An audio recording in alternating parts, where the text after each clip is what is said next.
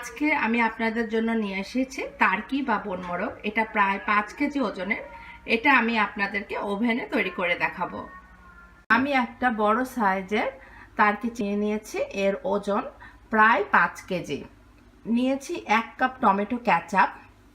আপনাদেরকে অবশ্যই tomato ketchup নিতে হবে, টমেটোর সস নিলে কিন্তু হবে না, কারণ টমেটো ক্যাচাপে অনেক রকম উপকরণ দিয়ে বানানো হয় যেটাতে টার্কি খুব টেস্টি করবে।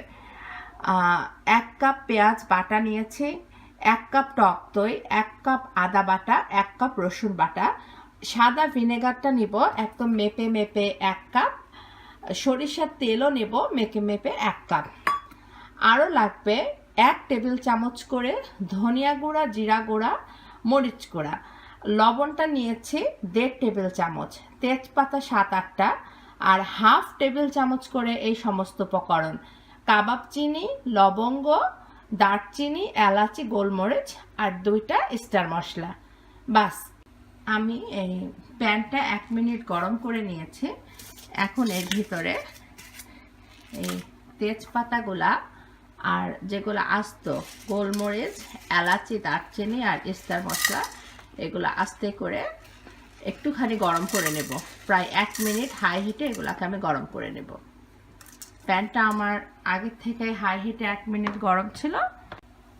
আমি হাই হিটে 1 মিনিট এগুলাকে নাড়াচাড়া করলাম। এখন চুলাটা বন্ধ করে দিচ্ছি, এগুলাকে গুঁড়া করে নেব। খুব সাবধানে প্রথমে তেজপাতাগুলো দিয়ে দিলাম,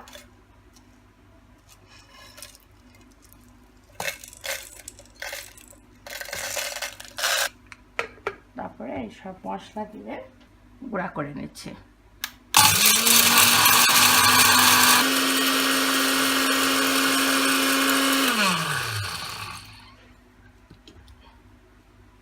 আমার মশলাটা গুঁড়া হয়ে গিয়েছে, এই যে দেখুন মশলাটা আমার রেডি। এখন আমি সব মশলা একসাথে মাখাবো।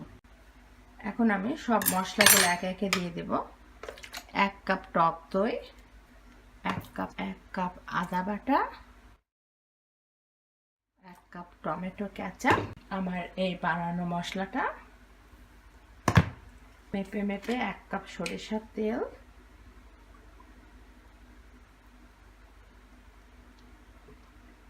1 কাপ সরিষার তেল, মেপে মেপে 1 কাপ ভিনেগার।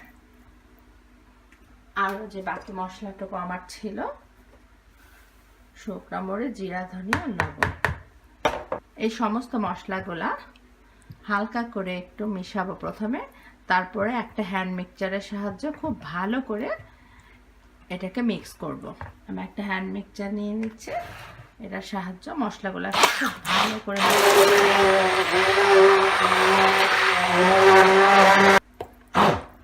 ব্যাস, খুব সুন্দর করে মশলাগুলো আমার মিক্স হয়ে গেল। আমার মশলা রেডি। এখন আসল কাজ, এই টার্কির ভিতরে মশলা মাখানোর টেকনিকটাই কিন্তু আসল। আমরা টার্কির চামড়াটা ফেলাবো না, কারণ চামড়াটা ওভেনে আপনার লাল লাল হয়ে যাবে। খাওয়ার সময় চামড়াটা কেটে ফেলে দিয়ে ভিতরের মাংসটা আমরা খাবো, কিন্তু চামড়াটা আমরা রাখবো। আমি টার্কিটা খুব ভালো করে ধুয়ে নিয়েছি, প্রথমে ভীষণ ভালো করে ধুয়ে নিয়েছি। আমি একটা কাঁটা চামচ আর একটা নাইফ নিয়েছি। এই চামড়াটা কিন্তু কোনো অবস্থাতেই ছিঁড়ে ফেলা যাবে না বা কেটে ফেলা যাবে না। চামড়াটার ভিতরে হাত দিয়ে মশলাগুলো ঢুকিয়ে ফেলবো এবং আস্তে আস্তে খুব ধৈর্য নিয়ে সময় নিয়ে এই কাজটা করতে হবে। এটাই আসল। মাংসের ভিতরে মশলাটা ঢুকে যাবে কিন্তু চামড়াটা ছিঁড়বে না। একটু কেটে একটু হাত দিয়ে দিয়ে এই যে চামড়া থেকে মাংসটা আলাদা করে নেব, কিন্তু চামড়াটা ছিঁড়বে না। আর আপনারা টার্কিটা কখনো গরম পানি দিয়ে ধুবেন না, তাহলে কিন্তু চামড়াটা পাতলা হয়ে যায়, ছিঁড়ে যায়। সবসময় ঠান্ডা পানি দিয়ে ভালো করে ধুবেন। এই যে এখানে একটু ফাঁকা হয়ে গেল। আমি মশলাটা পরে মাখাচ্ছি, আগে চামড়াটাকে একটু প্রসেস করে নিচ্ছি। এবার এই সাইড দিয়েও ঠিক একইভাবে একটুখানি চর্বিটা মাংসটার হালকা করে ছাড়িয়ে হাত দিয়ে দিয়ে বুড়া আঙ্গুল দিয়ে, এই যে হাত দিয়ে দিয়ে একটু আলাদা করব, যেন মশলাটা আমি সুন্দর করে ঢোকাতে পারি। এই টার্কিতে এই কাজটাই আসল। এই যে দেখুন, যতটা সম্ভব চামড়ার তলা দিয়ে এটাকে আলাদা করে নেব।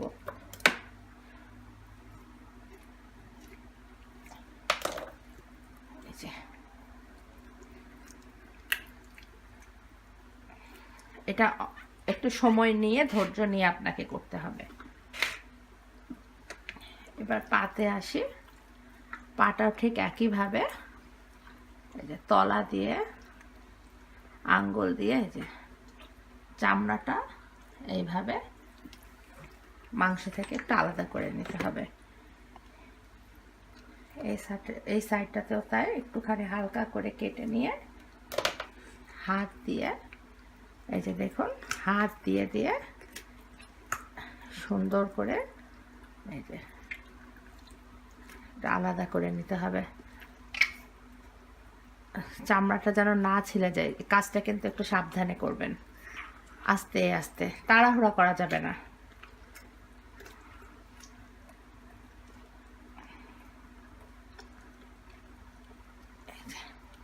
মোটামুটি আমার কাজটা শেষ। পুরা চামড়াটা মাংস থেকে আলাদা করে ফেলেছি। এই রানের মাংসটাও তাই, যে দেখুন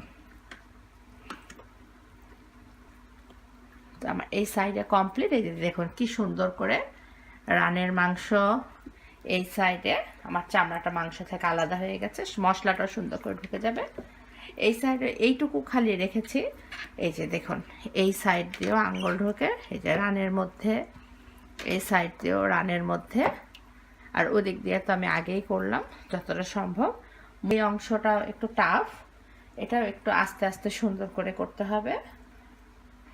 এই যে দেখুন, এই যে একটু কেটে হালকা হালকা একটুখানি কাটা দিয়ে এই যে যতটা সম্ভব এদিকটা নিলাম। এই সাইডটাও তাই, একটুখানি ধরে যতটা সম্ভব এই যে চামড়া থেকে এই যে দেখুন আঙ্গুলটা সুন্দর করে ভিতরে চলে যাচ্ছে। ব্যাস, এখন মশলা মাখানোর পালা। মশলাটা নিয়ে একদম ভিতরে সব জায়গায় সুন্দর করে এখন মাখাবো। মশলাটা চলে যাওয়ার পরে আমি নাইফ দিয়ে আর কাঁটা চামচ দিয়ে খুঁচিয়ে খুঁচিয়ে মাংসের ভিতরে মশলাটা দিব। তো এখন সময় নিয়ে এই যে চামড়ার ভিতরে মশলাটা দিব। টার্কিটাকে ঘুরিয়ে ঘুরিয়ে এই যে এর ভিতরে সব জায়গায় মশলাটা দিব।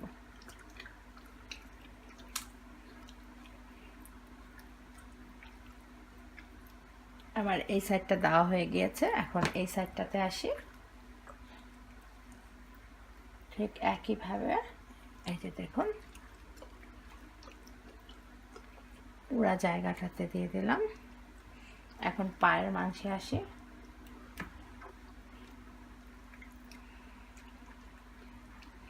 হাত দিয়ে দিয়ে এই মশলাটাকে নিয়ে রানের মাংসে, পায়ের মাংসে পুরা দিতে হবে। টার্কিটার ভিতরে এখন এই মশলাটা সব, বাকি মশলাগুলো সব ভিতরে ঢুকিয়ে দেব। তো আমার টার্কির চামড়ার তলের মাংসটাতে দেওয়া হয়ে গেল। এখন আমি কাঁটা চামচ দিয়ে সমস্ত শক্তি দিয়ে এই চামড়ার ভিতরে পুরা মাংসটাকে ছিদ্র ছিদ্র করে দেব, যেন আমার মশলা একটুখানি ডুবিয়ে নিব, ছিদ্র ছিদ্র করে দেব যতটা সম্ভব। এতে মশলাগুলো খুব ভালো করে ঢুকবে। খেয়াল রাখতে হবে যেন চামড়াটা ছিদ্র না হয়ে যায়। কোনোখানে যদি মনে করি একটু নাইফ দরকার, একটু নাইফ দিলে ভালো হয়। নাইফ দিয়ে আর কাঁটা চামচ দিয়ে, যেটা দিয়ে আপনাদের সুবিধা হয়, এই যে চামড়ার ভিতর দিয়ে দিয়ে, রানের মধ্যেও তাই, যেখানে নাইফ সুবিধা হয় সেখানে নাইফ, এই যে যতটা আসে একদম খুঁচিয়ে খুঁচিয়ে মশলাগুলা একদম মাংসের ভিতরে ভিতরে ঢুকে যাবে। খেয়াল রাখবেন কোনো অবস্থাতে যেন চামড়াটা কেটে না যায়।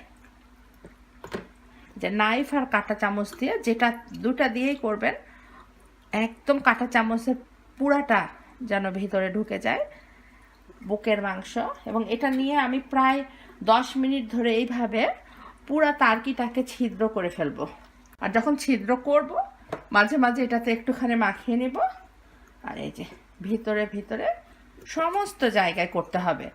মশলাটা ঠিক মতো যদি না ঢুকে তারকিটা কিন্তু খেতে ভালো লাগবে না, গন্ধ লাগবে। এই জন্য এই যে আমার নাইফ দিয়ে দিয়ে একদম যতটা সম্ভব পুরা তারকির ভিতরটা আমি ছিদ্র করে ফেলছি। আমার ভেতরে সব জায়গায় খোঁচা খোঁচা করে আমি দিয়েছি, ছিদ্র করে দিয়েছি এবং পুরা তারকিটা আমার মাখানো শেষ। এখন এই তারকিটার এই মশলাটা উপর দিয়ে, ভিতরেও আমি প্রচুর মশলা দিয়ে দিয়েছি, ভিতরে যতটা সম্ভব। সারা রাত এটাকে আমি মেরিনেট করে রাখবো। এই কাজটাই আসল তারকির। পরের দিন এটা আমি ওভেনে দেব।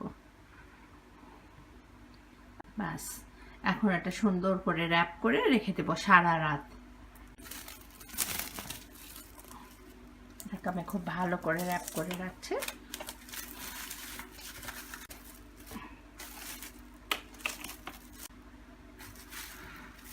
আমি সামনে পেছনে সব জায়গায় খুব ভালো করে র্যাপ করে রাখলাম।